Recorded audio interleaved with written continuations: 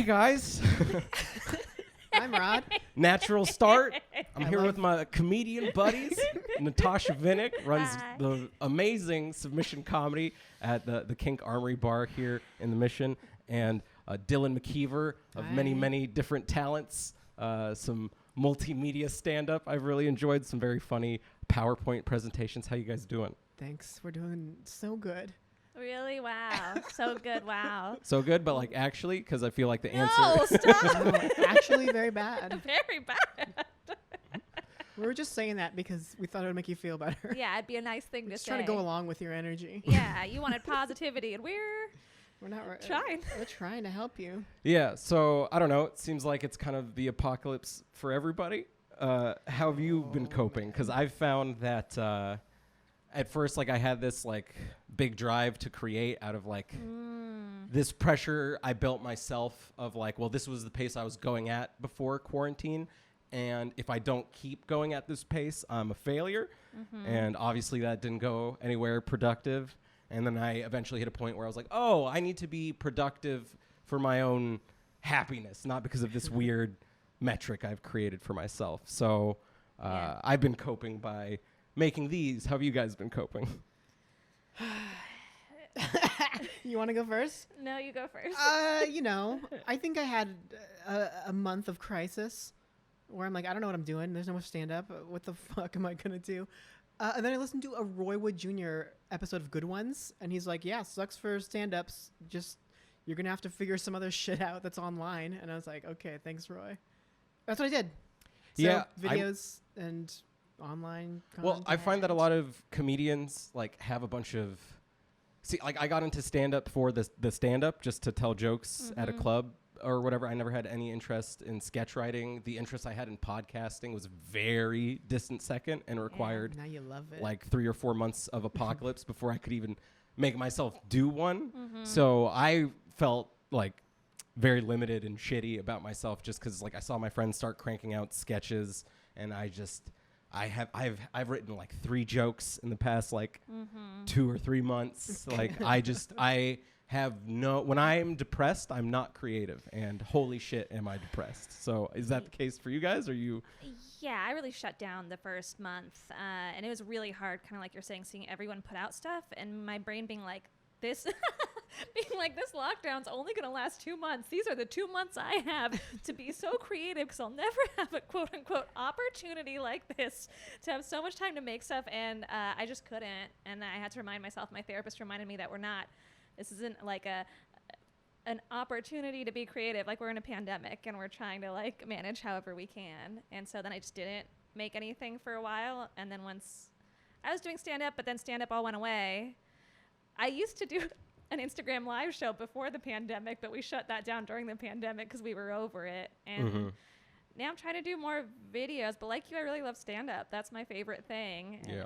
But now I'm like, we got to do other content, you know? So I'm doing the TikToks and...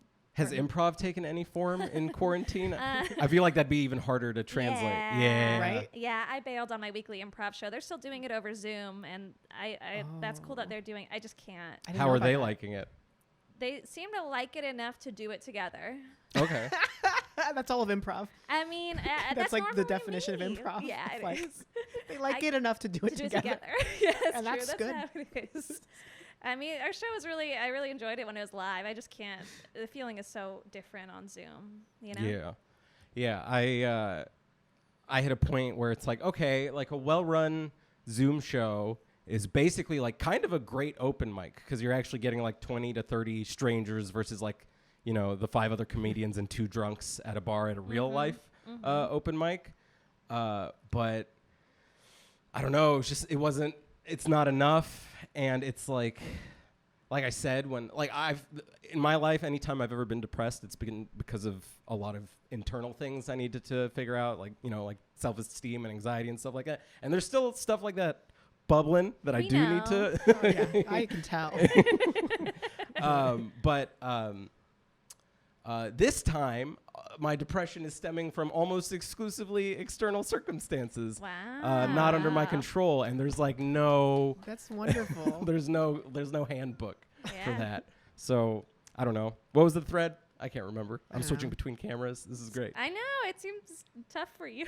Yeah. Can we do like could we do like a quick back and forth? Oh, the I don't less overlap in talking, the better. But don't worry about it. Okay. Maybe another time. I was thinking like a Wayne's World kind of thing. Oh yeah. Dylan wants to Camera see one, just camera flip two, between camera them one, really camera fast. one, That's what camera Dylan two, wants to camera see. Okay, I'll be camera 1, you do camera 2. Okay, ready? Camera. Wait, what? I'll do camera 1, you do camera 2. We'll Okay. go camera 1, Camera 2. camera 1, Camera 2. camera 1, Camera 2. camera 1, Camera 2. camera 1. Camera 2. Oh, And I then almost he lost it like there. and then yeah, that was a really sexy scene because she's like in her underwear and they're like in his like bed in his Oh, like this is a studio. film. It's a film. It's called Wayne's World. Haven't seen I don't it. know. It just came out. Haven't. I don't watch movies. It has Michael Myers, not the murderer. Wow, he's Yeah. back. Yeah, he's back. Is he still? Have you not seen Wayne's World? It's Is okay. there a It's guy okay. in a mullet Yeah, there a yeah. guy with a mullet? Kind of. and a hat and blonde? This is definitely Wayne's World is definitely your age bracket. This doesn't make any sense. I'm not saying it. I don't watch movies. I'm not gonna shame you. I know people shame people for not I seeing might movies. have watched it but- after school with a friend, but fallen asleep because I fall asleep through a lot of movies. Okay, that's fine. Yeah, Why don't you watch movies? because I fall asleep through them, and because You I just feel said. like they Okay, from a young age, I felt like I'd go into a theater. It'd be daytime. I'd leave a theater. It was nighttime. I'd be taken on this huge emotional journey through the movie, and then the movie is gone. Like you want to remember it? No, the movie has left me after moving me emotionally, and then it has left me with all of my emotions, and I cannot go back to this movie. It cannot come back to me. It's all done. I've been used emotionally and then So left. So every movie you've seen has dumped you. Yeah, that's how it feels like. Or they've abandoned me like my father.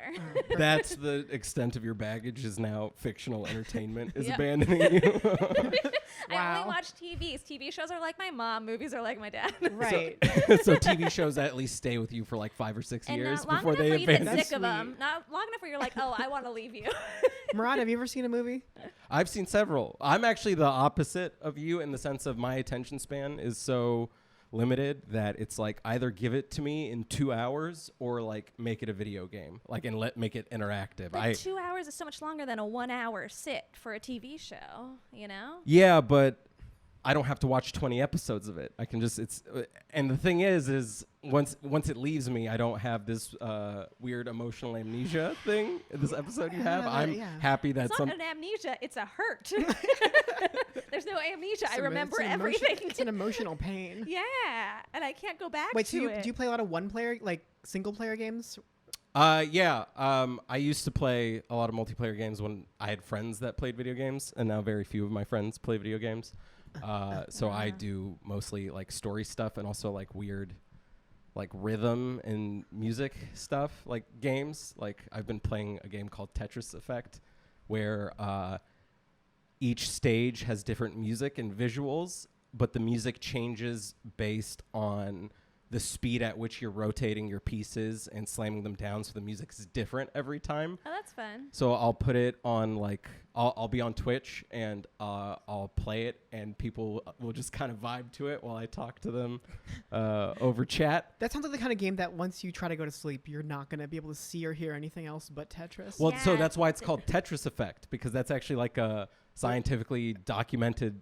It's like actually like a published in a medical journal term, Tetris Effect, which is when you're like, when all your senses are so engaged by the same thing that like when you blink, you see a line piece, you see like. So they realize that effect and they're like, what if we just enhanced it and made it even more like permanent and real? Yeah, and what's so cool about it is that it like each level is a little more difficult until you get to the last level that moves at a pace that is so inhuman. Like there's no way anybody can actually beat this, but the game's been like programming you this whole time, and you're like, there's no way I can do this. Oh wait, I'm doing it. Wait, what? And like it's weird.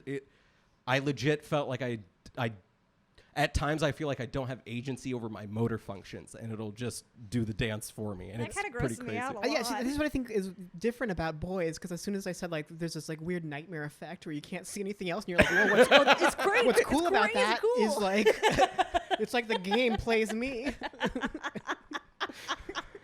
That's straight up what you said. Yeah, who wants agency is my thing, like I'm trying to meld with the machines as quickly as I can, and I feel like this is a good primer for that. So Great, I love that for you.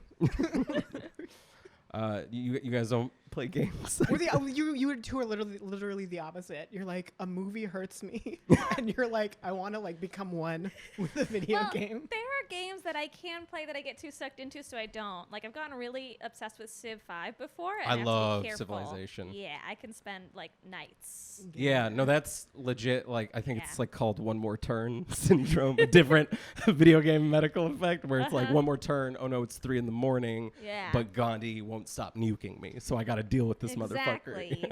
Or I'll get weird into Neopets once in a while. Is that still That's going? cute. Oh though. yeah, don't worry, it's still there. Online, or do you have the old like? It's online. Okay. That's. Wait, what was the game you were just talking about before Civ or Neopets? Neopets. Civ 5. Oh, Civ 5. There was I think it was like a glitch in like Civilization 2 or 3 that once you hit a certain turn marker, Gandhi becomes hyper aggressive. Like he just declares war on like all bordering nations and stuff like that. And it became like an inside joke of like, That's if you want to make funny. your game hard, you like go against Gandhi and he'll be your buddy for the first like couple turns, but then it's like all bloodshed from there on. And I think that they've consciously kept it in because in every Civ game, eventually Gandhi will fuck your shit up real bad. It's a feature. That's funny. No, Yeah. not a bug. Maybe that's like how it would have been really too. Mhm. you Yeah. know? Every time. All right, so we're doing like a Gandhi expose right now. Yeah. Gandhi. Who I think was I've the man behind the clock? I think I've seen the memes where he has like his like glowing red eyes, right? Yeah, They're for like sure. these two little hot coals. Yeah. But I don't know. Like that's been my main coping entertainment is games? because it is so engrossing that you kind of, I don't know. It's weird. It's like meditative, except you're killing people. Have you done VR porn? Oh, and it's come up on the podcast. Yeah, already. Because I feel like that's the next logical move. Yeah. totally. Do you We want the want the DL? machine. Do you want the download? I don't want to do anything repetitive. First off, is my camera still recording? Yeah. Yeah. Okay, cool. Have to check before the VR porn part. Yeah, Don't yeah, try to- yeah. Don't try to So I deflect. used to do video game PR, and one of our clients was Oculus, so I got like super discounted stuff, and I didn't get a proper like Oculus Rift that like plugs into your. Did they give you an Oculus fleshlight? Well, okay. There's a bunch to this. So. Okay, we don't want to get repetitive on your podcast if we don't. But I am curious. Yeah. Okay. Tell, Well- us, tell us really quick what you talked about last time. Yeah. So there's I saw a great neural imaging thing of like your brain watching normal porn versus your brain watching VR, and your brain watching normal porn is sort of like, you know, like the satellite views of North Korea where there's barely any electricity There's, like, or 4 anything. bunkers. Yeah. Yeah. Mm-hmm. And then the VR porn neural imaging is like fucking is New York, or like Tokyo. It's just like completely lit up. And what's crazy about it is, first off, it's glitchy, and glitches in VR will like make me throw up. Like if the camera moves without me expecting it, like my brain breaks in half and I get nauseous. It's like really weird. And a lot of the times the resolution on it will be fucked up, and I'll have a dick growing out of my chest, and you get this weird like synesthesia where you can like kind of Are you like. trying to like grab it? Well, I don't try to grab it, but so once you find something normal, like something that's properly shot, what's crazy about it is you can look around. So like there's some action going on in front of you, but you can be like, I wonder what like the interior design here is, and you can like Yeah, look at this look cool around. molding. Wow. Yeah. But what's fucking crazy about it is like when like one of the performers will get like right in your grill, it feels like there is a motherfucker like 2 or 3 inches away from your face, and it's very stimulating. My friend, one of my best friends, I gave him the goggles. He tried it on, and he just went, "Oh, this is gonna ruin lives!" Like that was his like first reaction to it.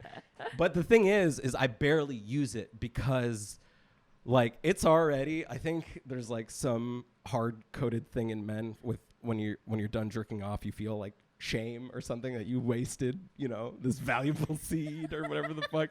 But I actually think that's a thing that's like some bro science that is not at all confirmed, but it would explain why me and every guy I know does not feel super rad about themselves afterwards. That's bad enough. Like there's like some fatigue, grogginess, some shame. But when you're done with VR porn, I feel like you feel like Bruce Banner after he's done being the Hulk. Like you take the goggles off and the human brain did not evolve for like breaking that level of what's the word? Fuck. That level of you guys know words. Engrossment, not getting, engrossment. Like getting you're on the other Stimulation? side. Yeah. Oh, like the suspension of disbelief is so crazy with VR that when it's like I imagine it's like you in movies. It's like you're abandoned by this reality all of a sudden. Yeah. And the recovery time on it is like I watch it for like however long, I take it off and I put like my head in my hands for like 10 or 15 minutes and the rest of my day is fucked up. Yeah, just imagine you're like a dried up raisin. Wow. Just completely dehydrated. You're like it feels like it feels like your brain has been put through a vice or something like that. It's Sounds like, wonderful. Okay, here's my next question: should women run the world? Yeah. And we'll put all the men in VR helmets that's all and we just need like to let them do. jerk off all day. I think that's they'd be fine. because I feel like for a lot of women, it's not the same like stimuli. I really want to try it. I want to try it, but I feel like it's not. I don't think it'll. my do it. ex tried it and she was very impressed. But she also Impressed is different. Also, because like when I think about like being erotic, I think about myself being sexy. This might just be my own egotism, but I don't think about my partner that much. I think women are kind of Is that weird? No, it's normal.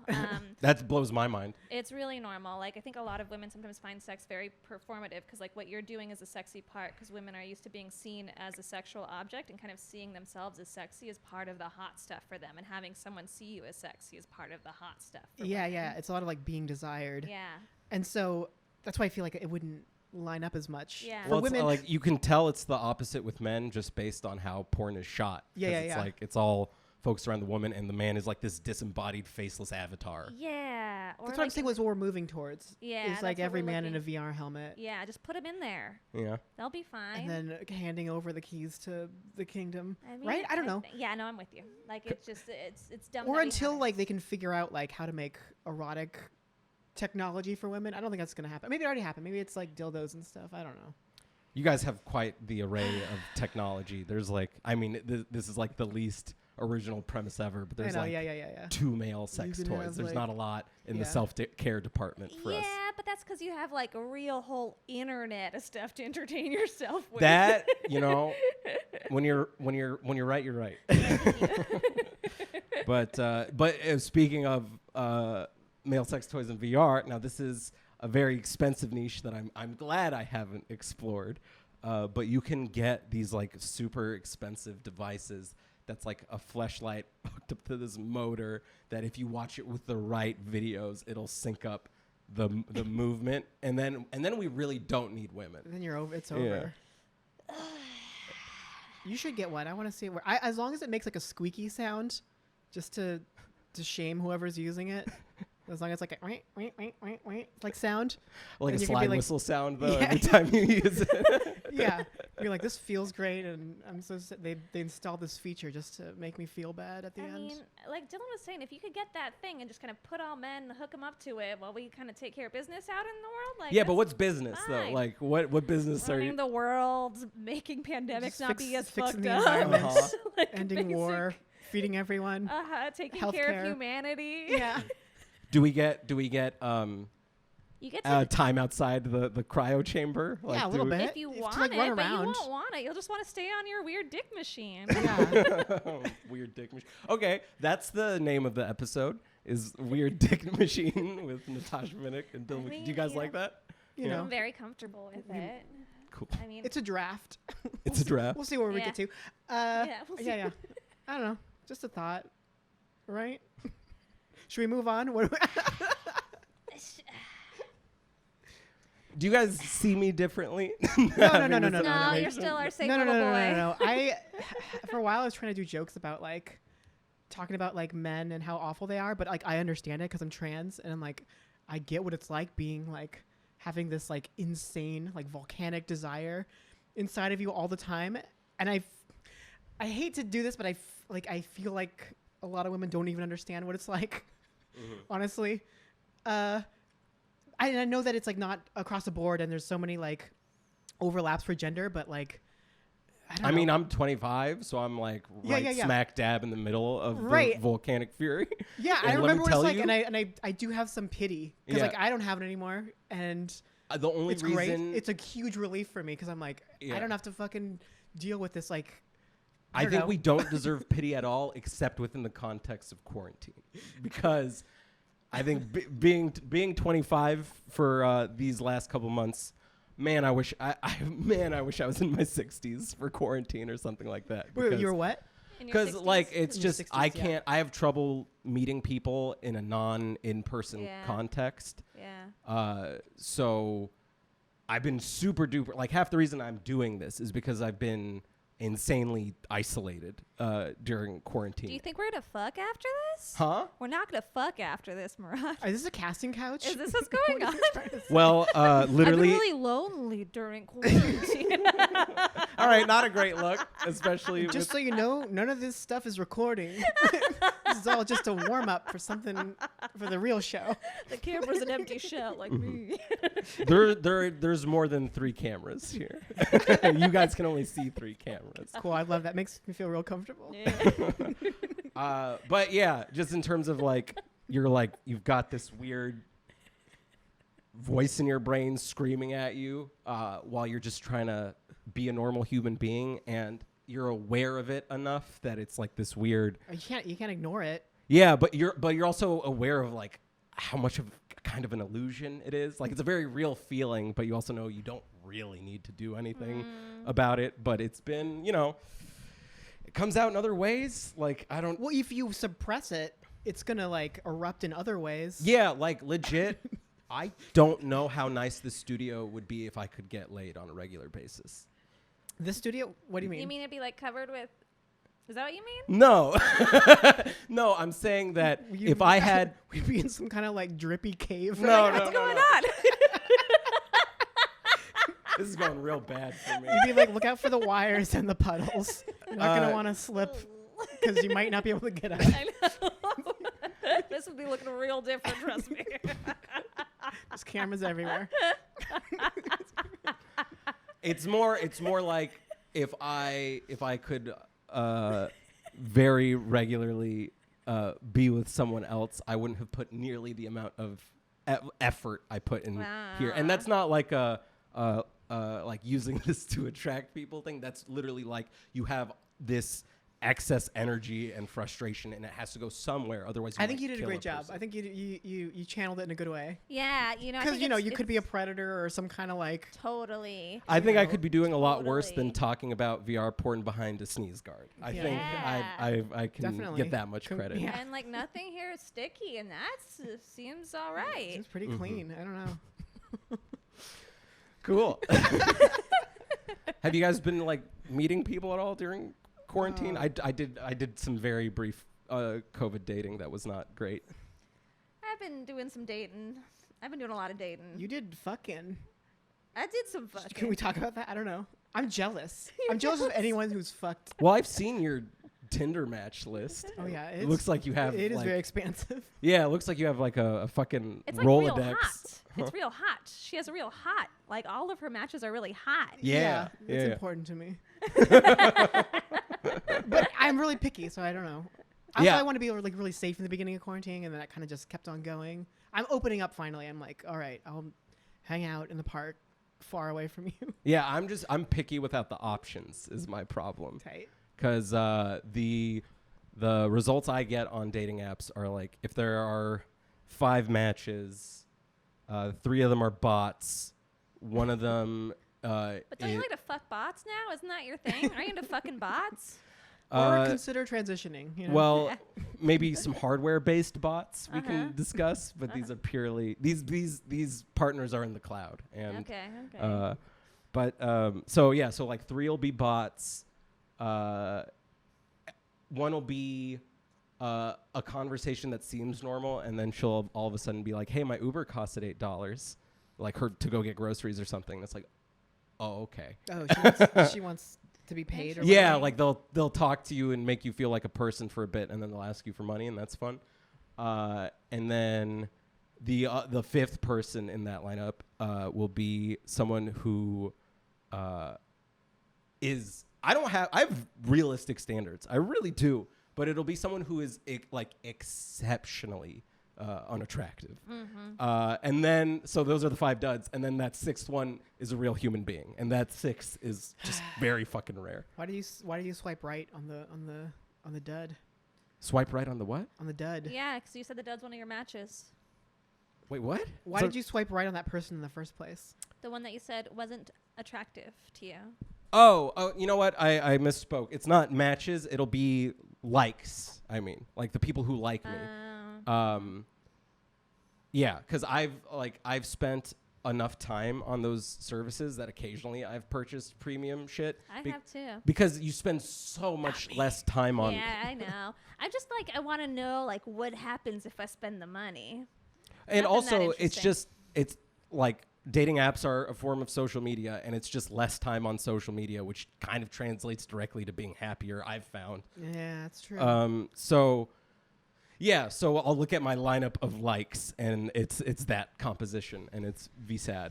Yeah. So, yeah. So instead, I was like, I'll make a podcast studio and talk to my friends about VR porn instead. And So try and I'm glad you engage. guys could be part of this. I love it. Yeah. I hope every episode is about VR porn. I'm sure they will be. What else is there? There's not. Are you out? What's going on? You been dating Yeah. anyone new? Yeah. Yeah. In IRL or Zoom or what? They always begin in the not RL, Yeah. and then they go to RL if they're lucky. But like right now. Right are now, you anyone you're excited I am about? doing initial dating phases from the internet. Cool. Yes, I have ended kind of a real life dating scenario, and I'm checking out what's on the internet again. But I'm also like, why? I know. You It's know? hard. Like, it's It's like, I mean, I don't know. I'll get real Bummersville about it. Like, I've like legit made peace of like, okay, I'll be alone till March or something like that. Mine's always like, I'll be alone forever. That's fine. I'm comfortable with that. Yeah, I mean, I was pretty fine being single when there was stand up to do. Yeah. But most of my friends are coupled up, and at some point they will all drop the like, I don't know how I would have done this alone. It's like, well, I have an idea. It's called VR porn. It's Yeah. called it's called a dick Stupid growing idiot. out of your chest. It's called a weird dick machine. Weird dick Stupid machine. idiot. Yeah, that's the name of my my memoirs. Your dick machine. Yeah, the Murad Shawki story. Did you come up with a name for the podcast? It's Pod Shawki right now as a placeholder because I just wanted to start putting shit out.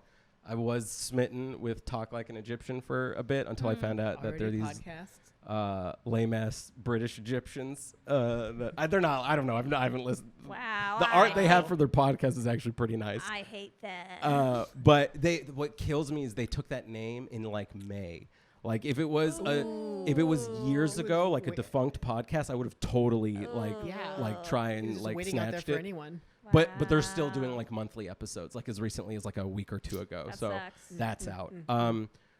Because the idea I have is I'm gonna try and make a whole fuckload of content, and then come up with like a proper name and branding, and that's when I might actually start promoting it. But right now I'm just trying. I'm getting a bunch of shit in the hopper, putting it to the little following I have, and seeing how they react. I even do editing on Twitch. Like I'll watch through an episode with my little audience, and I can tell based on the chat which parts they think are the funniest, and I'll make those timestamps to like make clips and That's a stuff. neat way to complicated. edit. That's so smart. Will you edit online? Well, so I don't do the actual editing process because I think as a viewer it would be really Yeah. annoying to be Yeah. like skip all around the timeline. So basically, when I'm done editing the full episode, I'll just sit down with like this notepad and I'll watch it with them, and I'll just take timestamps at the parts that I find the funniest and the parts that get the biggest reactions from them. So like I put out a Kasim clip today about how like the best food you can taste, like the generational trauma behind it. Classic.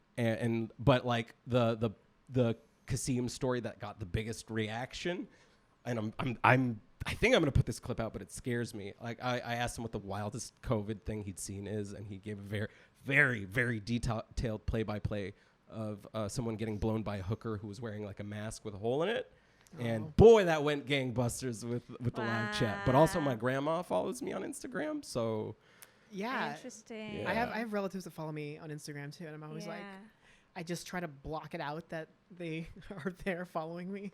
yeah. Do you have relatives that follow you? Oh yeah. Yeah. I'm lucky because my relatives understand like 60 to 70% of the English being spoken in the clip, Oh, yeah, so yeah, I can skate by pretty good.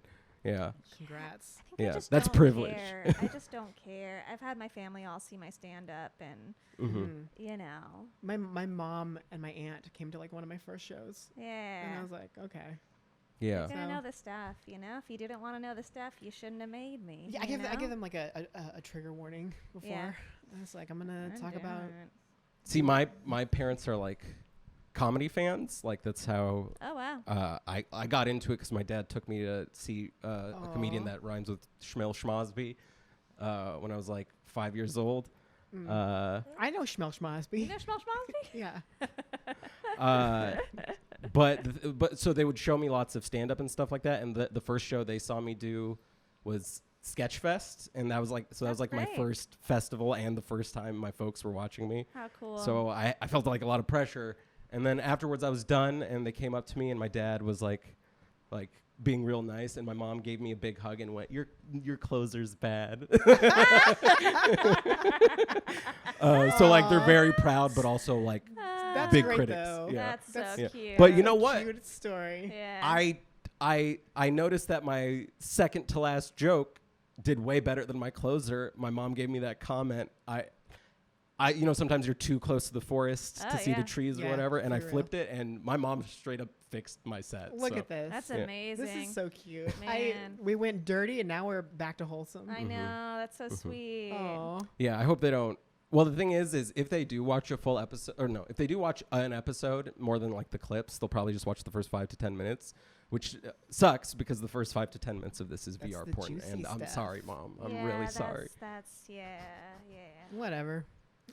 Honestly, it'll probably bother my dad more. He's the squeamish one. I think my mom's the woke one. So, hell yeah. Yeah, my mom would hate this. She would not like that at all. No. Yeah, my mom's like having a weird it's not weird, but it's like she was super duper Muslim until she was like 40, mid 40s or something like that. And then she got laid off for like 2 years. And if you're like an older female software engineer, that's like a death sentence. But during that time, that layoff, like she like had wine for the first time. She like loosened up on like the praying 5 times a day. Like she had like a real awakening. And now my mom's like, hey, can you get me shrooms? And my dad's like, if you get her shrooms, you're like dead to us. So it's like Your mom sounds Get your dope. mom some shrooms. Yeah, She's been get her through a some lot. shrooms. Honestly, I do. I do. I would like to. I just know my dad couldn't handle it. Yeah. Yeah. Well, he doesn't have to have any.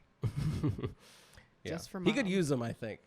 He could for sure use them. I think if I got my dad seeing a shrink and on Adderall, I think he like could have been president. Every dad needs therapy. Oh God, yeah. But none have gone. No dad has gone to therapy. I don't know if. No In dad the ever. Know that. history of fathers, none Yeah. have been to Isn't that therapy. crazy? It's wild. I guess People that's don't just believe it, but- how it works. Yeah. Blech. Yeah. Blech, indeed. Maybe we Blech, should and like. that's- I don't think I'm using this word right, but like subsidize it or something. Make tax incentives for dads to see we should- therapists. that's a Be great so idea. good. Yeah, because dads love talking about taxes and I mean, I doing really tax do think- write-offs. Yeah, if dads could like tax write off Yeah. therapy, They love that. they might go. You know, Mm-hmm. I think so. it's a fiscally responsible. I do think you should be move. required to be in therapy before you have kids. Like that should be a law. Yeah, it's Actually, it's law- weird. I've gone down that like logic path before, Mm-hmm. and it goes like, my God, like what? You need a driver's license, but not a license to have a kid, and then you get into like you need to have a license to have a kid, and then you get into basically like License to fuck. no, what's the word when you're like eugenics? You're basically getting into eugenics. It's like a very Yeah. Okay. Wait, Yes. is eugenics race based? Yes. All right, rewind. There's okay. Yes. There's like a lot of points at which it could be like completely corrupted.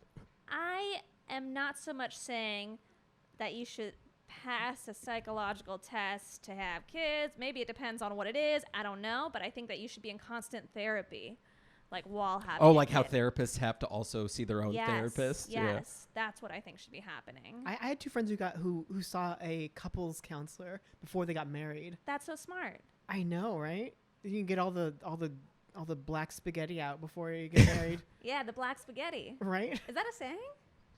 Sure. Yeah, you get all the black spaghetti out. Right? Because it's down there somewhere. You want Yeah. to make sure you know what it is before you marry it. Black Spaghetti is my favorite Italian death metal band. Yeah. There actually is black spaghetti when they use like squid ink. Yeah, I know, but why would you get that one out if you? I'm If you just a phrase. Okay, for the your- phrase. for Yeah, your black For spaghetti. your bad stuff. No, you should go to couples therapy to get the black spaghetti out before you get married for sure. If you're gonna be dumb enough to get married in the first place. I saw Irene 2 at was that Iron Man comedy show where you have like 10 minutes to come up with jokes after you get a prompt or something, and they got couples counseling. And Irene was like, I think if you're in couples counseling, you should break up. Which is, I don't know, that both rang very true and That's also was funny. very, I don't know. But I don't know. I would honestly, I think, me and my sister have talked about it. We would all definitely do family counseling as a way to just like Jedi mind trick my dad into therapy. Would you be up for it? For sure. Yeah, no, absolutely, for sure. Because also, like, I'm very, with my family, in a not hostile way, like in just like a shit-stirring fun, I am very confrontational.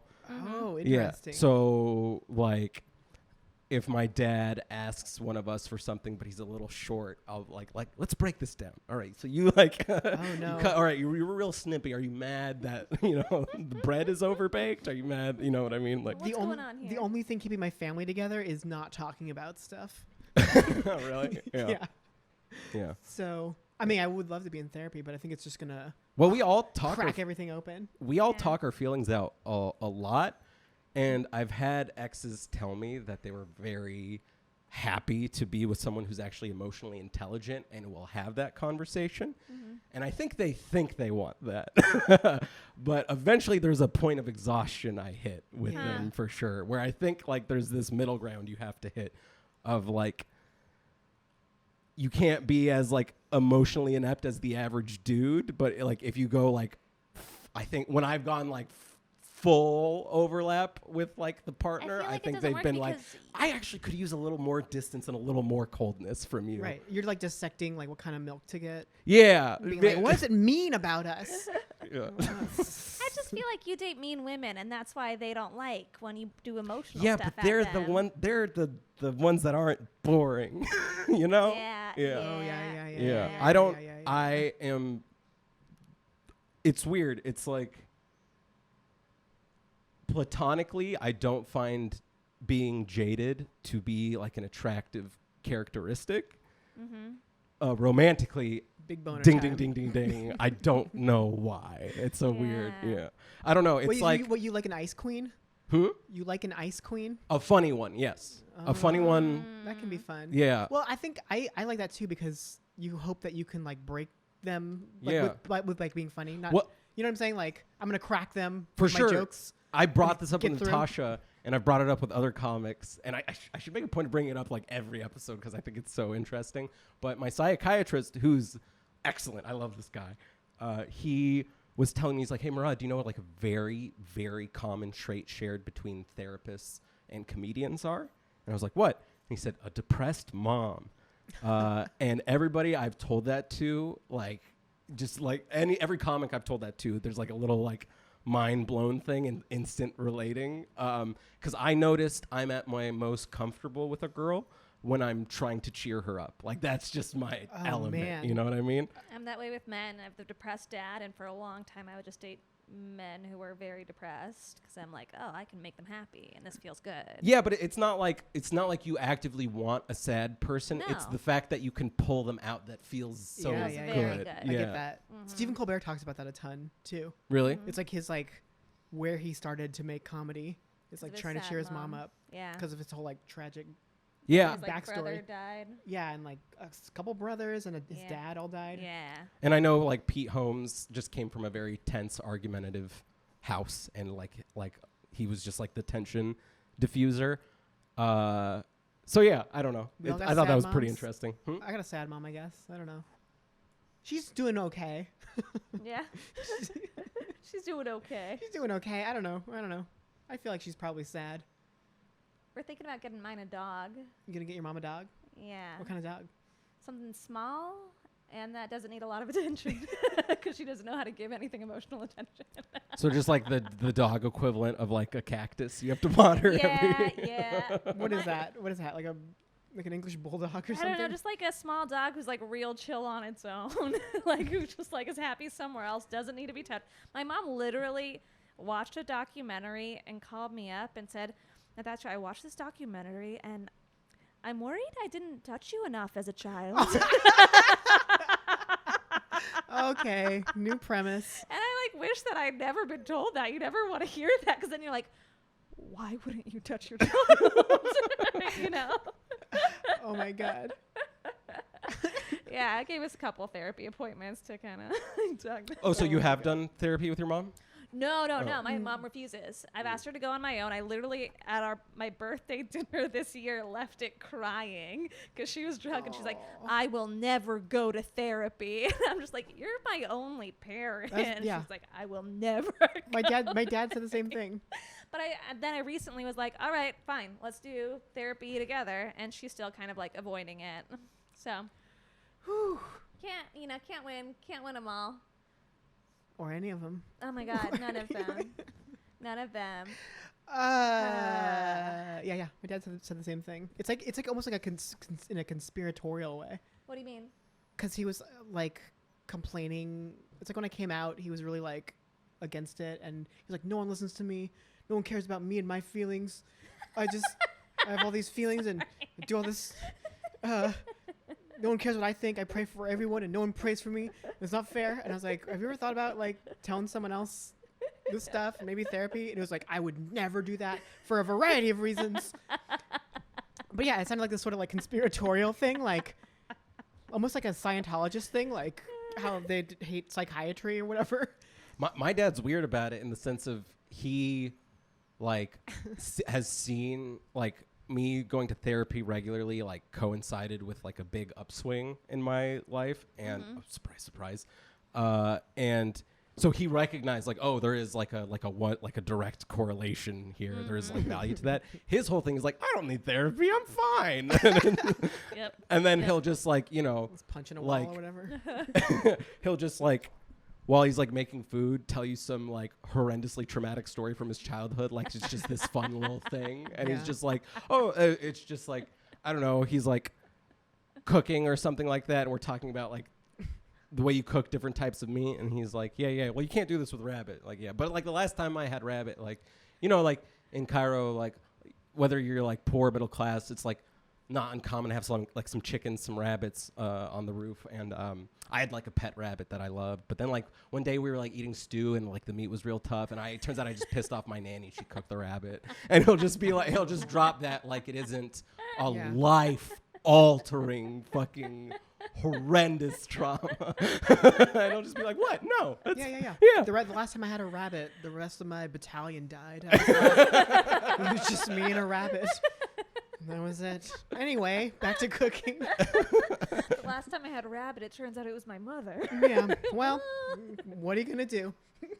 Just one of those things, It's so funny. Yeah, I feel like it's those things where you don't realize how. Okay, so I was hanging out with Kelly, our friend, and we Who? were I'm just kidding. and I'm kidding. he was asking about like, how kind of in our kid generation, if we didn't eat food, your parents would be like, what about the kids starving in Africa? Or what about the kids starving in China? Blah, blah, blah, blah, blah. And like, I did hear that. But the one I'd hear from my mom, and I was talking to my brother about it, because I'm like, to me, this is really funny, but everyone I've told it to does not think it's funny.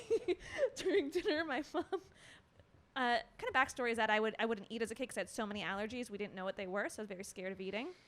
So it'd be hours at the dinner table, and my parents just staring at me, waiting for me to eat. Okay, and the thing my mom would tell me. You getting anxious? Are you okay? Yeah, that hit my bones. Sorry. The thing my mom would tell me to get me to eat was, Natasha, if you don't eat, This is terrible already. you don't eat, we're gonna have to take you to the hospital where they'll put needles in your veins and feed you through the needle. No. Does she think food is administered intravenously? She thought they would have to, like, yeah, that's the way they'd have to, like, get Oh, food I thought in she was you. gonna say like full Guantanamo. No, the no. yolks She's down like, the they're gonna tube. have to, like, if you don't eat they're gonna have to put you in a hospital to, like, get nutrients in your body. No. Like, Damn. to Was a- it that bad? this is to a 6 or 7 year old girl. Agreed. Terrible strategy. Was she at all being medically accurate? Yeah, that's what matters. Okay, well. Were you malnourished to like I'd say no. No. I was very, very thin, and there were concerns, but I dare you to tell that to a child and have a child suddenly become hungry. Okay? Like, I that's love not. to eat out of fear. What, needles don't get you hungry? No.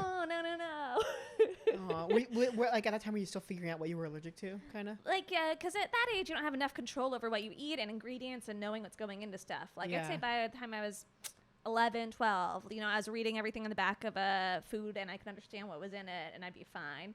But at that age, I was just slow to eat. And it was, to me, it's just such a crazy thing to think to tell a child, you know? is. Like, It is. It's awful. And then Kelly, we were having this conversation with our friend Kelly, and he was like, yeah, after I said that, I was like, would your parents ever do the thing where they tell you that if you don't eat it now, they're going to put it in the fridge and it'll be leftovers for tomorrow? And I was like, no, I just told you what my mom said.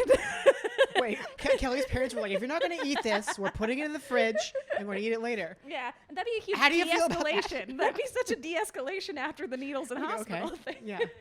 See, I was not. Okay, I'll say shamed. It's a little harsh for what it was, but I was shamed into clearing my plate because like a core tenet of Islam is not being wasteful. So Yeah.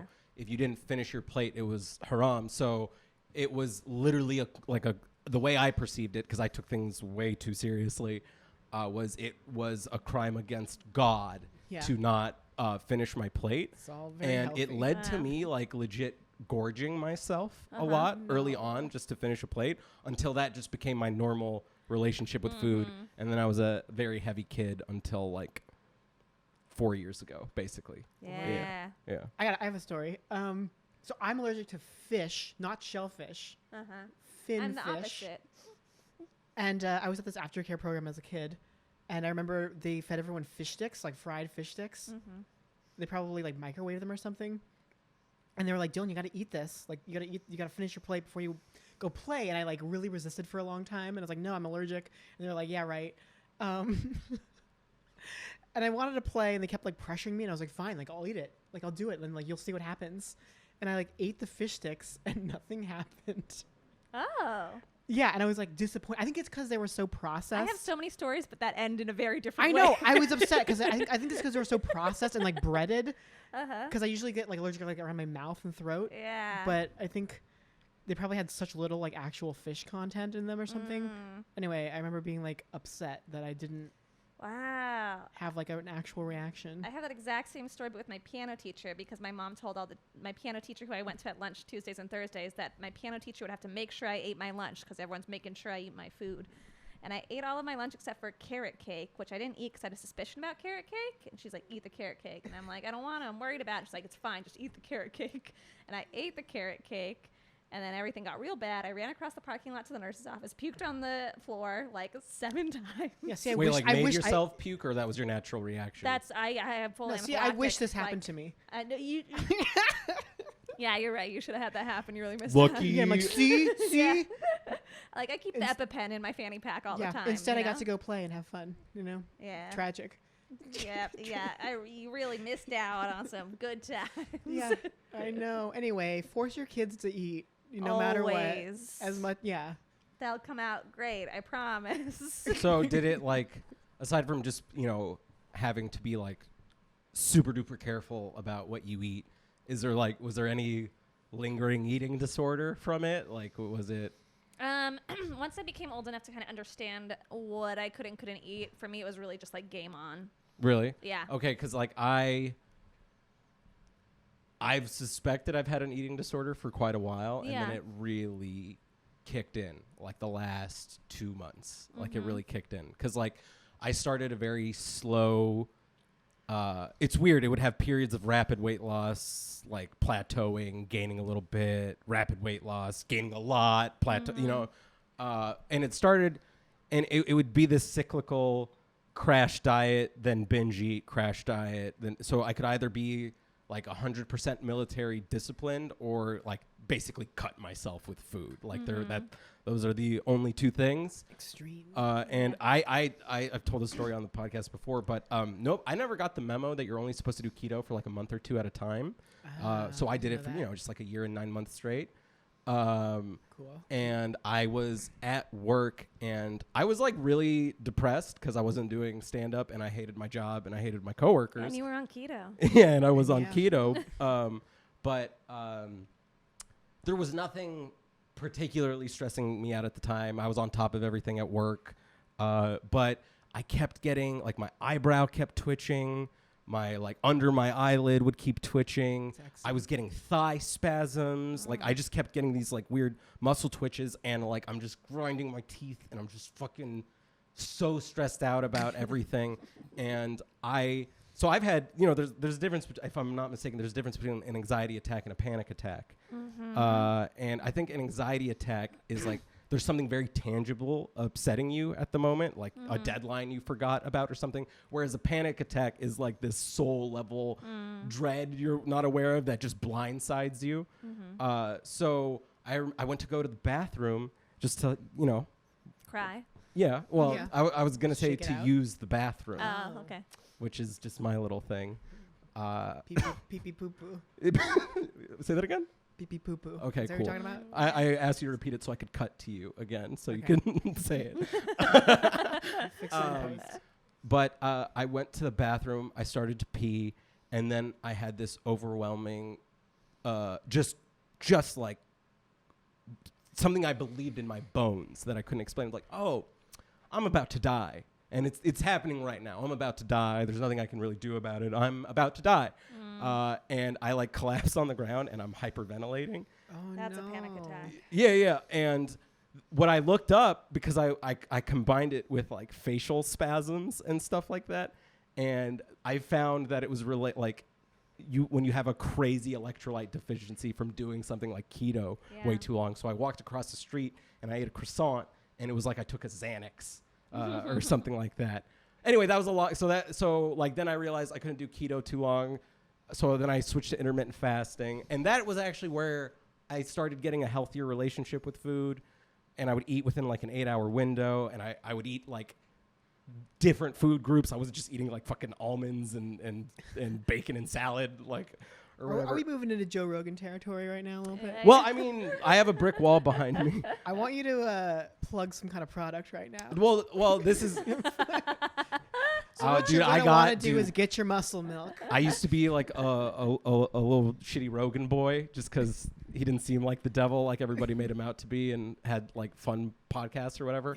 And he started. You're gonna want to eat a steak covered in milk Every day. Then after that, you fuck your wife 3 times and you're good to go for the day. Yeah. By wife, I mean weird dick machine. Yeah, that's what we mean by wife. Weird dick. Sorry to interrupt your story. I'm probably gonna edit this down because it's taking too long. But with the intermittent fasting, like I would keep reducing that eating window. So it's like, okay, 8 hours, 7 hours, 6 hours. And then like I plateau, I'm losing a lot of weight. So I like reduce it. And now I'm at a stage where I fast 22 hours a day, every single day. And if I have one cheat day where I gain an ounce or something, it is like a pure, unadulterated catastrophe. And I look in the mirror and I'm just 1,000 pounds again, even though like I was 184 on Father's Day and I'm 158 as of today. And I guess I'm talking about it because I don't know what the fuck to do. I mean, it sounds like you have a really severe eating disorder, Murad. Yeah, you okay? Nah, but also, I have abs for the first time in my life. Are you talking to your therapist about it yet? Yeah, no, I am. It's just that there's been other things that have been more pressing, like the I don't crippling. think there are. You should focus on that. Yeah, That's been is your my brain okay? those have been my fucked up priorities in the sense of like the existential dread because of the world and like the crippling loneliness. You think it's like a control thing? Huh? You think it's like a control It's thing? such a control right thing. now? Oh, I super think it's a control thing because Yeah. it's like it's sometimes there are days where I can't get a lot of stuff done, but at least I have my calorie deficit to show for it. You know what I And mean? I think that's how eating disorders trick you too, is because they're the It feels last like thing discipline. You don't want to bring it up as a problem because you're also part of you is like it's not really a problem. Yeah, because also when I don't have that catastrophe where I've like had a cheat day and I've gained an ounce or whatever like that, I like take my shirt off and I look in the mirror and I'm really happy. And I was talking about James with it. Like James used to be a heavy kid too, and we both agreed that there's something about losing weight where you look in the mirror and you're like, wow, that looks more like Murad. That looks more like it feels like you're kind of this person hidden under like like this extra weight, and the more you lose it, the more you're like almost self-actualizing. So there are some days where it's like this is an eating disorder that has completely gone out of control, and then some days where it's like I'm just really disciplined, hard-working guy. You know what I mean? Like it's very easy to. I have like moments of clarity where it's like you're killing yourself versus like, hey man. You got to get that shit figured out. Yeah. Why yeah, do you think you look more like Murad when you're thin? Yeah, it's bad. Yeah. Also, Why do you think bigger Murad doesn't look like yourself? You just have more Murad. You gotta untangle that black spaghetti you got swirling Yeah, around. that's black spaghetti. You need to You get your got a lot- you doctor got- on. I need to Yeah. eat some black spaghetti and Yeah. not Some- hate myself for it. yeah. Yeah. Yeah. I feel it though. I don't know. It's a big. Yeah. Shit sucks. I don't know. Body shit's tricky. Body shit's tricky. And I feel bad for you because you're a Taurus, and one of Taurus's loves Love the food. is the pleasure of eating. I do. But love me some also, food. another side of Taurus is like, once you like figure out what you want to work on, you're like unstoppable. So, like self-discipline is like a Taurus trait, and so is like earthly pleasure, and Yeah. especially food. Well, So the thing is I, don't know that it's astrological in nature, but I'll subscribe to that. just What it throw- is just a way of to self-reflect. Yeah. It's all that astrology is. Weird mirrors on ourselves. It's not real. It's just like a way to think about how you are. Like so how- my dad's side is the full eating disorder side because we've got like bulimia, we got all sorts of binge eating, we got all sorts of stuff like that. And then my mom's side is like the workaholic, like put your head down. And like my mom needs surgery from sitting at a desk for too long and doing all that working computer too much. jazz. So I think I got the best of both worlds there. Yeah. You're combining them. Yeah. Because like you got the ADHD super duper hard, right, Natasha? Among many other things, I Yeah. got super duper hard. Yeah. But it's weird because I associate ADHD with like being unproductive, but I don't think it's that. It's like you have, I don't know if this is all falls under the umbrella of ADHD, which I think is like a really poorly defined. Yeah, it shouldn't be called what it's called. Because if I'm remotely interested or passionate That's how in it the works. subject, I'm just like You go all in. like all like nothing but.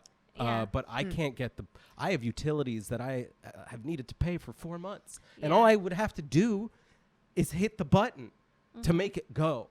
And I have a reminder every day in my calendar to pay that fucking utilities bill. Yeah. Can't do it. Won't do it. I don't know what the fuck it is. Yeah, I Yeah. mean, it's like ADHD is one of the symptoms is like extreme hyperfocus in things that you are very interested in. It's our brains have a real tough time getting the good chemicals out of solving tasks like other people do that aren't super interesting to you. And it's really an executive functioning disorder. And Yeah. I can't prioritize for shit. Beginning things feels impossible. It's not an unproductivity. It's not it's often not doing the things that aren't interesting, which happen to be the basic important things you need to function. For sure. Yeah. Yeah. Fuck. I was gonna say something and I forgot. Yeah. Oh yeah. So like growing up, I was like in college. I was a good student, but that was just because like I found people in my major didn't try very hard. Like it wasn't like a high bar to pass or whatever. But I was like not a bad student, just I was like the type of person never pay attention in class, but then you cram for finals week and you get a B. Like that was my thing. And my whole life, I just thought I was like this unproductive, lazy person. And then stand-up happened, and my ex told me that I was the most focused person she'd ever met in her life. Whoa. And I was like, nobody has, forget the most focused person you've ever met. Nobody's ever referred to me as focused. Mm-hmm. So it was like a big, yeah. It's weird how you'll accept that you have like this mental illness without like really doing your reading on it or whatever and not knowing the full extent of what the fuck it is. Cause I've seen stuff in your Instagram story related to ADHD. And I was like, oh, I thought that was How me people being are. depressed. Yeah. I thought that was, I thought that was me being anxious. That's part of this too. What the Yeah. fuck? Like, yeah, I don't know. So I want to hear more about. I don't know if I want to go back to it if it's too sensitive, but the looking in the mirror stuff, because I sort of get it because I've been like working out more than I ever have in my life during quarantine because I have time for it. Yeah, you I'm got kettlebell. I'm getting buff, lifting weights and stuff, and it does feel good to look in the mirror and be buff. And it's also like a weird like routine. It's like a routine to keep me like sane every day, and those are both beneficial. But I don't know how you like figure out how do you divine what's healthy and what's not. Like when it's gone too far. Or Yeah, something, or? I mean, I feel like I don't have any problem with my routines or like my exercise regimen. But I mean, for you, like, how do you seem to like back and forth about it? What's weird is the body dysmorphia will change depending on the mirror. So like my bedroom mirror, I'm 1,000 pounds. I get to my studio, I go to the bathroom, and I see the mirror. I'm like, oh, you're looking pretty thin. And it's like, it's literally like a change of context. Sounds and like you need a new mirror in your bedroom. it also is like a pretty bad mirror. It's like very warped. It was from the last guy who lived there. Yeah. Uh-huh. Yeah. Or when you get the front facing camera that's like down here, and you're like, whoa, a lot of rolls, but whatever. I don't know. Kelly said that he thought I looked gaunt. Do you say anything to yourself to like lift yourself up? I tell myself that I should. This is gonna sound so. Do you say, okay, here's something you might want to say? Huh? I have negative affirmations I say to myself every Murad, day. you're breaking my heart right now. Yeah. Murad, you're a good guy no matter what you look like, no matter what size you're at. Yeah, you're a delight. You know, yeah? you're going to be funny and smart and Gonna be someday. I mean, also, like, we became who we are. Like, I don't know about you all, but from a very young age, it was clear to me that I shouldn't value myself based on my looks, because we had no idea how those would go, and it didn't seem like they'd go so good, you know? Like, I think I was very lucky that I was, like, highly valued just for, like, being intelligent as a kid, you know, and being, like, funny. And so I think I'm able to mostly remember there's so many more qualities than how I look. Mm-hmm. Which is like easy to say, but like also you're an attractive human, but you also happen to be funny and lovely too, you know? yeah. Well, I think it's an extension of like this. So my therapist says I catastrophize everything, which is 100% true. My therapist doesn't mean And I honestly think it's an extension of like the lack of success on dating apps, because I see my friends who are like my male friends who are, and they all share these like they're this height, they like look great without a shirt on, they da. And in the past, like my dating life, that was exclusively like meeting people in person, and I was heavier. I recognized that my personality was totally working for me or whatever. But then when you have like this long period with like no success, and you see your friends that are succeeding, quote unquote, succeeding. It's hard to not be like, okay, I have to change something very fundamental about my appearance. And it sucks because this is where my dad gives out either life-changingly great advice or the polar opposite. There's like he never just gives like a reasonable tip. or anything like that.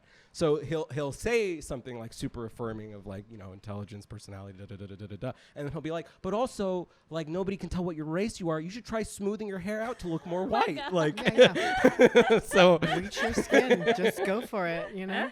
So change your name to Michael. Well, he said Mo.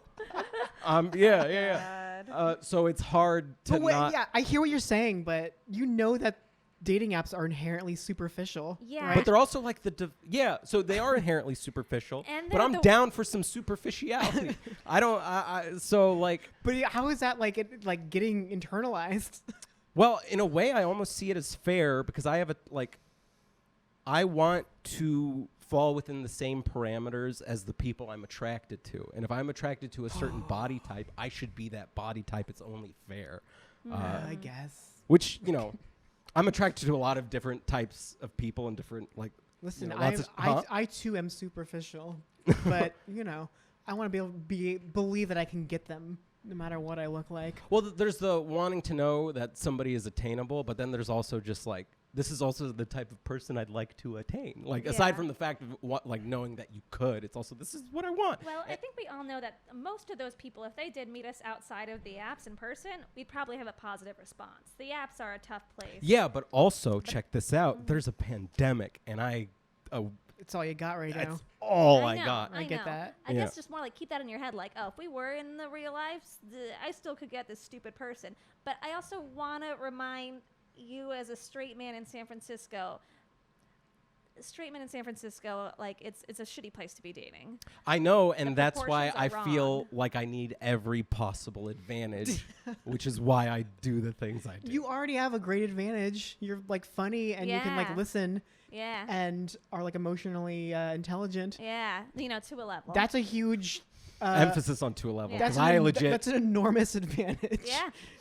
Yeah. As long as you just don't talk too much on your first date, you'll be fine. Yeah. Don't let all the. It was my first week on Adderall. Okay. All right, that's the excuse for trying to every man I've been on a date I'm with. trying to build you up right now. This is all making me so sad. Well, I want you to be okay. I'm. You're not okay in any way. No, you're not okay. You're I'm 25. I think no one You're is not 25 okay. You has made ever a been whole okay. podcast just to have the two of us do this therapy session with you. You're and not so, okay. just so you can fuck afterwards. You're This 25. is No, just no to one get who's me in the been, no mood. one who's 25 has ever been okay. You know, 25 is a terrible age. It's gonna be bad for another like 6 years. Just heads up. 4 or 5. 5 years. 4 or 5, yeah. I don't know. 30 is dope for me. I know. I've heard that uniformly. Yeah. Is Yeah, that 30 is dope. Once you hit 30, it's great. Yeah. It's so much better. Yeah, I love it. Yeah. I just feel like I'm just like a freaking gaping wound through my 20s. Ugh.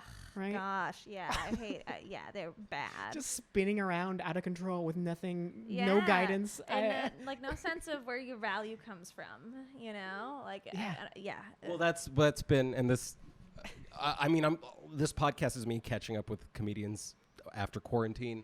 So there's like ground I retread on most episodes, but that's like the crisis I found myself in, which is I started the year fresh out of like a really bad breakup, and a bunch of a million other things went wrong. Like my 2020 was exceptionally bad before the quarantine started, but I was used to getting all my validation from stand-up, the social life around stand-up, and my ex, and then in the same week, and all my shows, and the income I made from those shows, and then in the same 3 days, like all that went away. And I had to spend the first like 3 or 4 months of quarantine figuring out that I was worth a damn without those other things. And it's, it's a slow process, but I'm hard. figuring it out, I think. And it's weird for as objectively depressing as this episode has been regarding my mental health. I'm in a great mood right now. Okay, good. Do you get any value internally? Like, is there an internal source of value? From no, that you just have. You ever walking around the woods and you're just like, you're a good guy, Murad. No. And when I say woods, like walking around in your That's when the negative in affirmations the woods of your happen. own soul. Yeah. Yeah. The You, solo you time said is, you said definitively no. yeah. No, that's when negative You affirmations got to figure that happen. shit out, buddy. Yeah. Oh, for sure. Like nobody. Notice at no point have I disagreed with you guys on any single topic.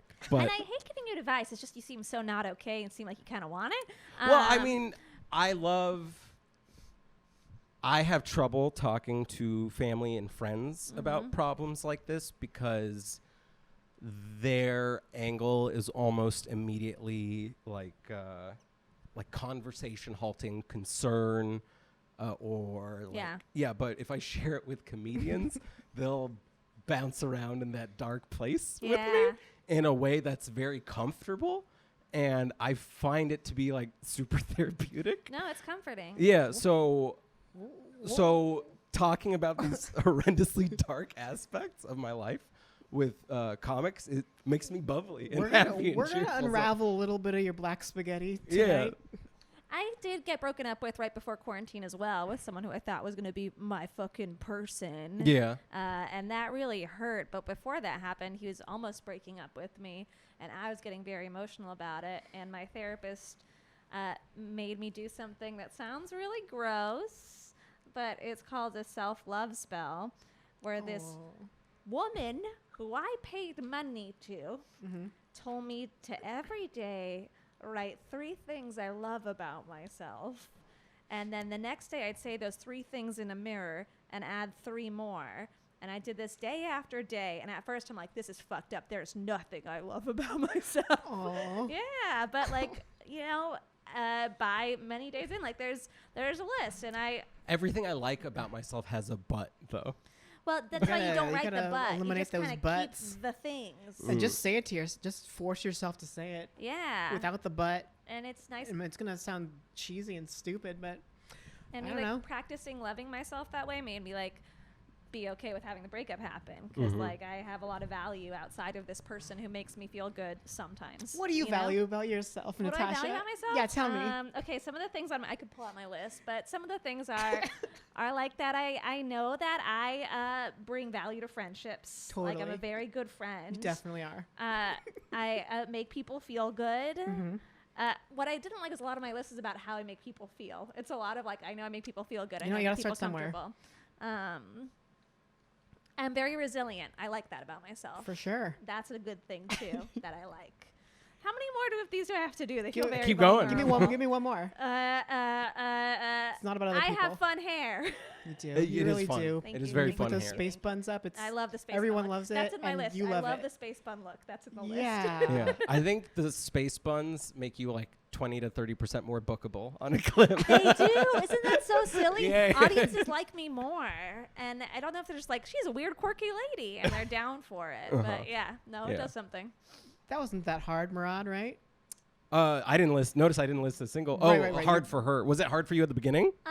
It was like, oh god, it feels so gross, especially as a comic, saying something you actually love about yourself in an earnest way. You know, that feels disgusting. But you know what I have recently started doing is in the middle of my negative affirmations. Yeah.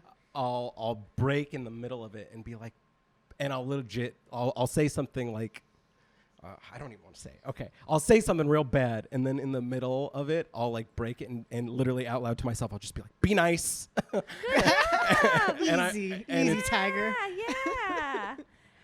And it's in reference, I'm saying it almost like hold it together at this party and don't be a dick, but I'm talking about my attitude towards myself. Totally. Yeah. Be nice. There you go. Be to me. That's really good. That's good. progress. Honestly, it's real progress. Yeah. And eventually you'll graduate to like, what if? So you'll have that thought, like, I'm a real piece of shit, but like, what if I'm not a piece of shit? But also doing this podcast, I've been getting a lot of like really positive feedback from people and a lot of like engagement with it, which is very validating, which has made the negative affirmations go away. But Negative. it's because of external validation. It always is. It's We love but it. it's like I feel like I got 70% of the way there towards like not giving myself a hard time organically. Yeah. And then this accelerated that healing in like an unhealthy way almost, you know what I mean? Yeah. Like I was so close to figuring it out all on my own, and then I did this, and now strangers tell me I'm funny and I feel it good again. Cool, feels so perfect. fucking good. You spoiled it for yourself. Yeah, a little know. bit, but I don't want to brag, but I'm perfect. I so- know you are, Dylan. I know. Like, Dylan can't participate in this. She's perfect. Yeah, this is the core of like my comedy too. It's like I start out as like I'm incredibly confident and I'm wonderful and like, fucking sexy. It doesn't and, like, waver. It is Nah. just true. and I buy it because there's a lot of people who do that who are like It's almost like they're doing the joke phonetically. Like you don't really believe what you're saying. but Yeah, no, that's where I want to start. Because I want to start from a core of like, I'm great, and then I'm gonna share this with you, this like fun time. I don't know. There's 10 years between us, Murad. So I always forget that. you'll get there. I don't know. And there's like 5 years between us or something. I don't know. Well, that's what everybody tells me. It's in regards to two things. One is just like emotionally and confidence and stuff like that. Yeah, I feel great about myself. Yeah. I love it. I love being so fucking cute and funny. You're great. Yeah, I hope in 5 years I'm like that. That'd be great. Yeah, and I don't feel braggy about it. It's just got a grounded center in myself. You know, it feels good. It feels good. My brother's your age, and he has a lot of your feels going on. Yeah. Yeah. Yeah. You're not alone. Oh, I know. I'm also friends with adult males in their early to mid 20s, and it's What a fucking bad almost without time. exception. There are a bunch of dumpster fires I just love in my life, basically. That's cute. But yeah, so like I'll get that comfort of you'll get older and that'll stabilize, and then like a big insecurity I have is not that I'm ugly. I don't think that at all. It's just I feel like I am everybody's favorite little brother, and despite porn trends, nobody wants to fuck their little brother. You know what I mean?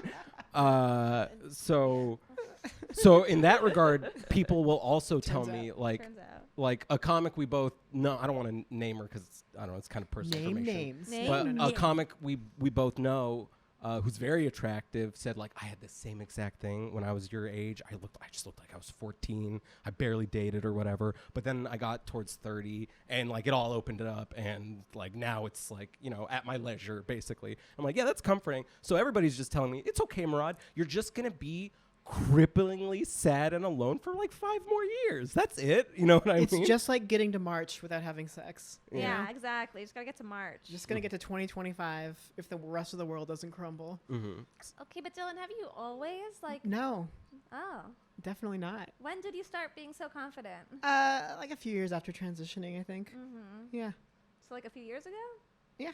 Not even that long. Wow. No, I was the same. I was like, I had an awful 20s. I hated myself. Yeah. Yeah, all the way to like, you know, suicidal thoughts even. Yeah. I was gonna take off. Yeah. I don't know.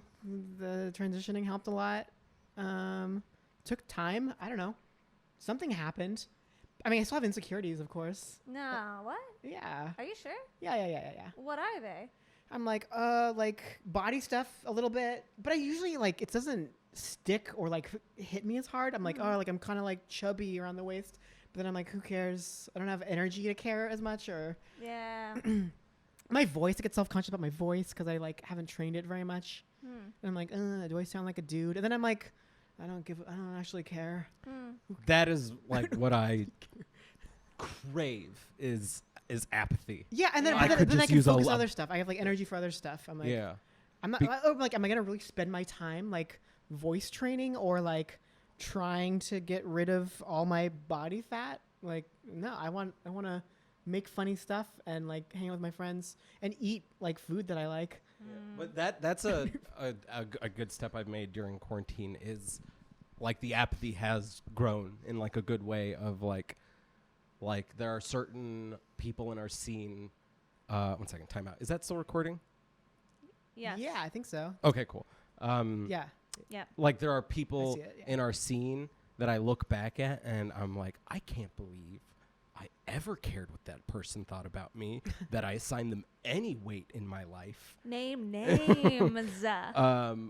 And that I finally feel that monkey getting off my back a little bit like, it's not like I'm obviously not okay with myself still, but it's not hinging nearly as much on other people's opinions of me as before. Yeah, and maybe you can assign that same apathy towards the negative affirmations that you have for yourself, right? But they're like to throw around a condition insensitively. It's like fucking Tourette's or something. Like it I don't have. It's like bursting in your brain of like. Yeah, I don't have an entry point to stop it at. Like it's like the reason I have to say "be nice" in the middle of it is because the sentence already started. Like yeah, so you know, most of the people I've had on we talked about them far more than about me. But thank you guys for. That's because you had 2 women on. Oh yeah. It's called emotional labor. Uh-huh. That's all we do. Yeah, because I had when I had James on, there's a part of the podcast where I told him that like I basically developed a full-on eating disorder, and he's like, you know, Murad, I know I'm not supposed to do this, but you look good. You keep puking. You keep like he just fully reinforced it all, and there was something about Sounds like that he that I cares was about like, you. this is why I love guys still. To some extent. Huh? Sounds like he cares about you. Yeah, but yeah. it's like, yeah. But like, hey, if like a funny ice queen told me that, I would be in love. I would be absolutely in love. You would. Yeah. You would. You want the abuse? Yeah, real bad. Nom, nom, nom, nom, Should we talk about ourselves more? I don't know. Ask a question. Yeah, ask What do a you wanna question know? like you don't Well- on your dates. Huh? Ask a question like you don't on your dates. Hell yeah. Oh, this is going great. What do you want to know about us? Well, the thing I opened with is like what you've done to try and stay creative, but I don't know. It's like all right, I'm gonna edit this part out. It's okay. Mainly, I've been interested in like how people are passing the time and like how Like how we're coping creatively. yeah, well, and the thing is creatively is limiting. Like it doesn't have to be creative. Like I think Like- it's important for us as stand-ups. Yeah. oh, for sure, it's important, but for me, it's not even like what are you doing to keep your creative muscles like strong. It's just like what's like how do you stop yourself from like what's stopping you from going into like solitary confinement? Like that's more what I'm Yeah. interested in, because like I'm not a routine oriented person. Even though like I try to get a lot done every day, there's like not much rhyme or reason to it, and I'm interested in how more fully formed people are handling all the downtime. So I don't know. I know you have you've had a bunch of like little mini home improvement projects and stuff like that. YOLO, baby. You put like YOLO up in lights Yeah, in your yeah, room. Yeah, my therapist says that I'm avoiding the realities of the pandemic by creating an obsessive nest in my house.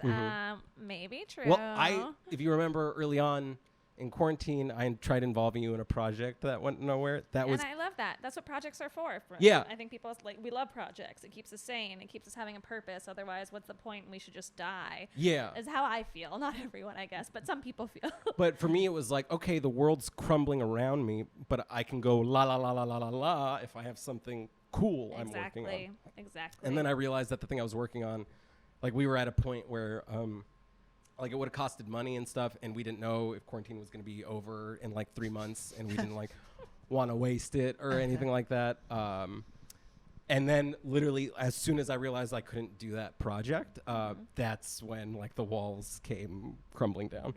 What about you, Dylan? How are you? Oh no, I spend so much time spinning out on the news. Like it seems like we're gonna be like a full-on.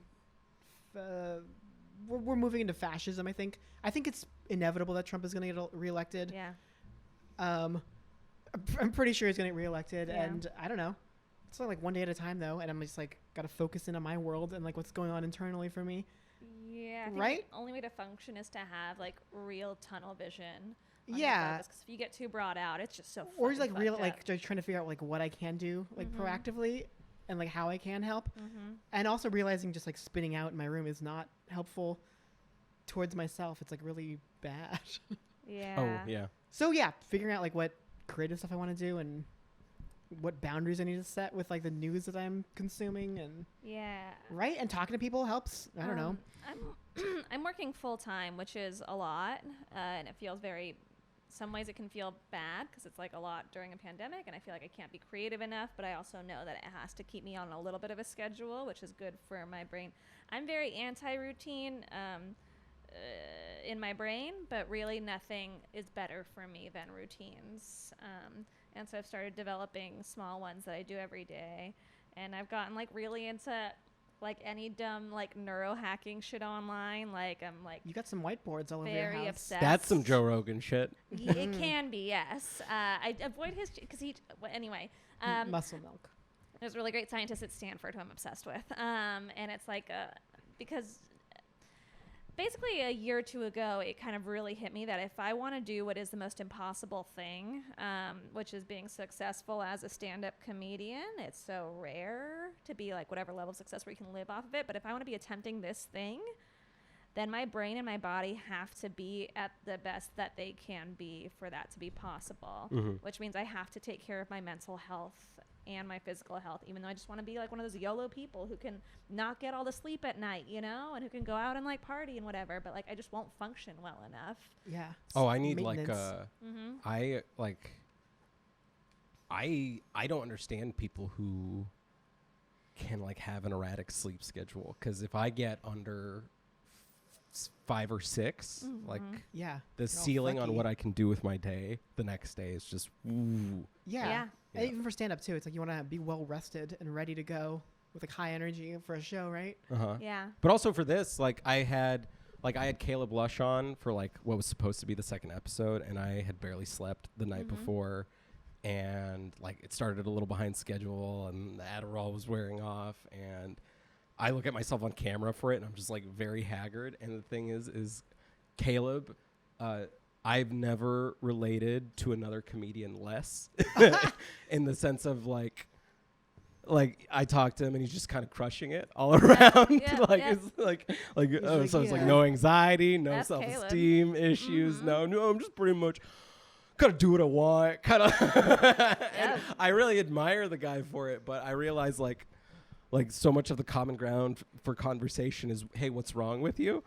And when there isn't enough in that department, and I'm also running on fumes, like I could not course correct at all. And I had to let him know, like, hey man, would you mind coming in again? Like I can't put this out. Yeah. And he totally understood. Oh, that's funny. Yeah. Aww. Yeah. What else should we talk about? I don't know. Well, here, I'll take a little, let me make a timestamp. I'm going to take a little time out in the middle of this. All right, we're going to take a break. We'll be right back after this ad. Yeah. Hi. This is Squarespace. So is your mattress sad? Yeah, it is. What should I do? Get Squarespace. I will. Is that a mattress company or a website company? Both. You're telling me I gotta get a mattress for my website? Or a website for my mattress? It's a website for your mattress. Tell me more about the square mattress. Well, with a square mattress, you can fit so many more humans on it than with a normal rectangular mattress. I love that. Yeah. So, I've been thinking about how I'm like a very liberal person. Like I consider myself like open-minded, right? I've dated men and women and non-binary people. I'm trans, right? I live in California. So I was trying to think like, if I have a kid, like what way would they be, or what would they want to do that would like surprise me, right? Like I don't feel like there could be anything, right? Like however they want to be is going to be okay. I was trying to figure it out, and I realized what it would be, and it's going to be mass suicide for sure. It's going to be like we're all killing ourselves for like a political cause, and I like imagine like what the conversation would be like, and it's like, Mom, I'm coming out as needing to die. It's like the best thing like politically for this world, like environmentally. I don't want to be here anymore. And I'll be like, I want to reduce my carbon footprint. I want to reduce my carbon footprint. And I'll be like, honey, like I don't totally get it, but I mean, I sort of do. Like I dabbled with suicide when I was in college, but I got a therapist. When I was experimenting. Yeah, when I was experimenting, exactly. When I figured it out, it's just a phase, right? I don't know. And I imagine sort of like a conversation between us, like where it's like, Mom, I hate spending all day in the VR helmet, like mining Bitcoin for like Jeff Bezos's like Amazon company. I'll be like, honey, like we get like 5% of our copay paid working in these mines. I don't know. This is a very depressing premise. No, but like it. I feel like it can work, and I feel like Gen Z gets it. Yeah, Gen Z for sure gets it. And like we're out like, like, would you jump off a cliff with all your friends? And it's like, yeah, that's the idea. If we put it on TikTok, for sure. Yeah. Yeah. You put it on TikTok. I don't know. No, I think it's great. I think it's funny. Yeah, I gotta punch it up towards the end, because hitting the mass suicide part, every time I've told it to anyone, they're just like, oh. Yeah, I feel like the mass suicide comes all of a sudden. I wonder if you warmed them up more, like if you kind of started with environmentalism, like Yeah, we're really yeah, worried yeah. about the environment. The we last hate bird the just footprint we're died. having. I don't want to, I don't like, want to be here anymore. Humans' impact on society is such a problem. Yeah. So blah blah blah. You know. Yeah. I saw I don't like know what a dolphin is. some Stuff like meme that. or some like tweet or something like that about how nobody wants to talk about like the guy who just has a mattress on the floor at a PS4 has the lowest carbon footprint, and nobody is talking That's about. funny. Just So he's the actually the mattress. wokest of them all. So Wow. Who you know, knew? save your judgments. Can I run another joke by you yeah. guys? run Go as ahead. many. All right. These are all like not fully formed at all, so That's fine. you get that. You both get that. Okay, so I was gonna tell a story about in kindergarten. This is like a long walk. In kindergarten, I had this memory of like this kid. I think his name was Eric. He put on in the back of the class there was like a costume box, a bunch of different costumes, and he put on this like Wonder Woman costume, and he like was like parading around the room, and it was like so funny, and everyone was like laughing. Because it was like a boy wearing like a Wonder Woman costume. And I was like, oh, I'm going to do that later. Like, I'm a boy. I think that is funny. I'll do that later too. So later, like he put it away and like time went by and I was like, okay, I'm going to do that now. And there was like this sort of connecting hallway to like another classroom. And so I went back there and started putting the costume on, and I looked across and there was a girl there who was like staring at me, and she had this like horrified look on her face. And I was like, oh, like I can't like, and I was like so embarrassed to be like putting on the Wonder Woman costume. Huh. And so I like took it off and I didn't do the like joke that he did. And like looking back on that, it feels like so painful and sad that like I both had like internalized like transphobia, both like being like shameful and funny. Like both of those things are connected. But what feels worse is that I was a fucking hack. You know, I was just ready to fully copy this guy's joke. And I don't think I like that's the shame I can't really recover from. I was fucking Gallagher too out there, just like fully ready to copy this person's Forget like the repressed true self-identity. You know, yeah, I just can- weren't original. joke. I can get over that other stuff, but yeah, Yeah. looking back and seeing I was not. Yeah, Yeah. you guys feel me? That's so Yeah, funny. it's like Yeah. somebody's like trying to interview you about like, you know, like the, like the quest for your self-identity at an early age, and you're just fixated on just like I was a really fucking hacky hack. premises, you know, like just really like generic, like and they're trying to go deeper, and you're just like, Right, yeah, you know what? It was the other stuff was there, but that wasn't what harmed me. It was the I'll never get over it. Fucking hack. I do think it's so funny as a kid. You're like, oh, I'm going to try that next. This is in kindergarten. And they'll be just as surprised. Yeah, exactly. I was like, oh, I'll wait out like 15 minutes. I'll do the same joke. It's a callback. It's an homage. I love that. Anyway, that's all a true story too. So Yeah, I believe you. I think that can work. That joke can work. I don't yeah, know. it's funny. I have a like a very mini trauma story from when I was in Egypt. And so there's a lot of things that the average family has in Egypt that would make you think they're like bougie or whatever, like live-in help and like beachfront property. But the thing is, in Egypt, is those things are actually very affordable, like very attainable for like a wide variety of classes. Because I don't know why, but like one of the best kept secrets about Egypt is that it has like some of the most beautiful beaches in the world, but like they're all deserted, and you like. But Even anyway, better. so every year we would make the drive up from Cairo to the north coast, like near Alexandria, for the pretty beaches. But it's a 5-hour drive through the desert, and like there is nothing. It's like legit. It's just like limestone and sand as far as the eye can see. But like occasionally you'll see like a limestone hut with like a family of 5 living in it, and there's nothing around it for miles, and you're kind of like, couldn't you have put the hut right next to the rest stop? Like I don't think zoning is an issue here. Like but anyway, you'd see wild shit like that. But we would have to hit a rest stop because it was a long drive. And we came up to this like truck stop / zoo, which like, I don't know if you're familiar, but Yeah. Yeah, truck stop zoo. yeah, Common but truck stop. those Egyptian isolated, truck shop. Yeah. isolated, those are both horribly depressing things, like a zoo and a truck stop. Like nothing, it's like imprisoning animals who don't know what the fuck is going on versus truck stop. Which is, I don't think I have to elaborate on truck stop. Imprisoning a person who has to work there. Uh-huh. Yeah. So the thing is like, all right, let's head in. I guess this is a, third world country, middle of the desert, truck stop zoo. What could go wrong? And we go in and like we pass a bunch of like malnourished lions and like a monkey that looked like it could cry. You know what I mean? Like I don't know if monkeys can cry, but A crying monkey. I was like 10 years old, and I think this was like the first day like I started to lose my innocence because there was a petting zoo, but in that petting zoo there's just 3 animals, like not really much of a petting zoo, and there was a camel on one side because Egypt. Classic. And then on the other side there's a mule, and then in the middle is a mule with a hump on its back. Oh no. It's like this weird gradation between camel and mule. Were they trying to like pass it off as like a counterfeit camel? Was it their love child? Well, Was there that the weren't a lot of other implication? conclusions I could reach. And this was the summer before human growth and development started, you know?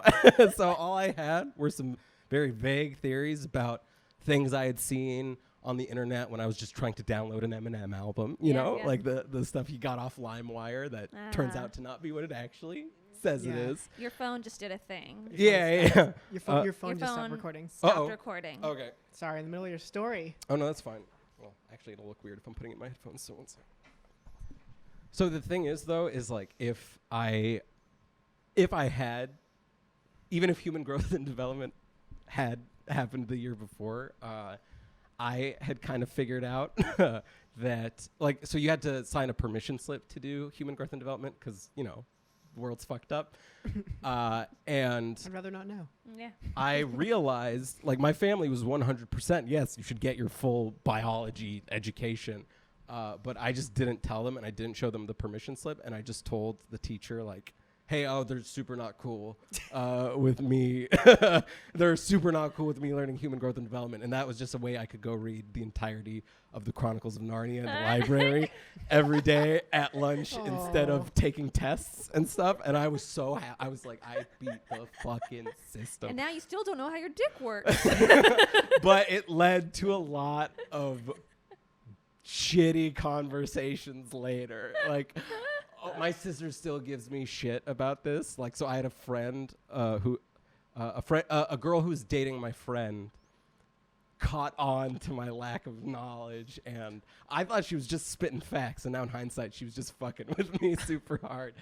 Cause I told them like my brilliant like getting to skip a whole unit of science trick or whatever. And then she was like, so do you not know how like a period works? Weren't we just grilling you on that at a lake while you were on stream? We were just like, do you know how a tampon works, Murat? You did, and I passed, okay? I passed. I also barely passed. Yeah, so I explained my idea of what it was, and I was like 80% of the way there. If I had just known like the phrase like uterine lining, I would have been there or something like that. And she was like, well, there's like a main thing that comes out, right? And I was like, what? And they were like, there's like this like, and she described a very gross, like almost as if like a human owl pellet sort of thing that like happens with every period. Like this weird like It's a little person in there. yeah, basically just bird bones. But like A little baby bird. so Is that true? Yeah, I'm bleeding him right now. so when I finally admitted to my family that I had done this thing, I had like totally lied to get out of HG&D. They asked me that same question, and I was like, and I gave the same explanation, and then I said, and then there's like this main event. Yeah. Then you get to the main course. You told him about the owl pellets? Yeah, and my sister and my mom to this day will give me shit about it. Like if they ever reference being on it, they're like, I haven't had my main event yet though. So I need to bring that up with your sister. That's so fucking funny. but yeah. Anyway, okay, cool. All right. thanks for falling for my trick where I said that I would interview you guys on a podcast, but really you guys just helped me with my baggage. So We're used to it as women. yeah, I like talking about it. I wanted to put you guys in an element where you're comfortable. You So know, comfortable thank here. you. Thank you so much. No, I love it. Yeah. Love hearing about man's problems. Love it while I'm bleeding owl pellets all over your leather chair. My not the main most event. considerate of you, but it's okay. Let me free bleed as I will, okay? I understand the burden of carrying God's punishment like it's that. exhausting. Yeah, I got you. Where can people find you dealing with God's punishment online? Well, that's an OnlyFans thing, but otherwise you can find me on Twitter and Instagram and TikTok at Natasha Vinik. Cool. Dylan? I'm on the internet as DeeMakes. Yeah, All right, check it out. cool. But Let's all wave goodbye into the camera. bye. I love you. You're so Bye. yeah. This was so Goodbye. fun. So good.